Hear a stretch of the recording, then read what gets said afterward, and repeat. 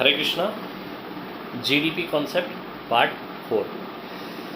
दोस्तों, हमने first part में देखा कि जीडीपी का डेफिनेशन, सेकंड पार्ट में हमने देखा कि G7 E7 कंट्रीज़ और उसमें जीडीपी में क्या हमने E7 कंट्रीज़ में क्या जीडीपी थी, फिर क्या हो गई, राइट, वो हमने देखा। उसके बाद में पार्ट 3 में हमने ये देखा कि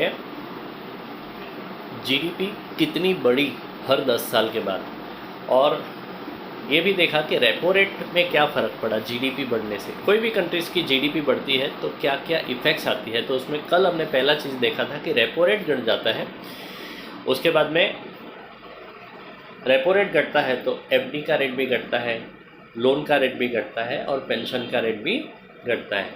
वो हमने पहला इफ़ेक्ट कल देखा था। आज दूसरा इफ़ेक्ट देखेंगे कि रेपो रेट अगर किसी भी कंट्री का बढ़ता है तो उसकी वजह से इन्फ्लेशन भी घटता है।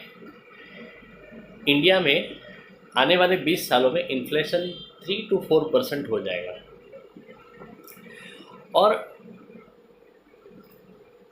जो रिटर्न, जो इन्वेस्टमेंट 5 to 6% रिटर्न देगा, वो भी इन्फ्लेशन को उस वक्त बीट कर सकेगा।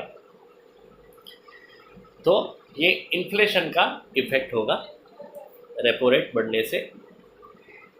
तीसरा चीज़ टैक्सेशन। रेपो रेट बढ़ने से सभी इन्वेस्टमेंट प्रोडक्ट टैक्सेबल होंगे, और सभी जो मैच्योरिटी आएगी वो post tax and pre tax के हिसाब से इवेल्यूएट होगी, और रेपो रेट बढ़ने से टैक्सेशन स्लैब भी बढ़ जाता है। तो दोस्तों, आज हमने रेपो रेट बढ़ने से दो इफ़ेक्ट देखी कि इन्फ्लेशन में क्या फ़र्क पड़ेगा और टैक्सेशन में क्या इफेक्ट आएगा। कल हम आगे देखेंगे। हरे कृष्णा, धन्यवाद।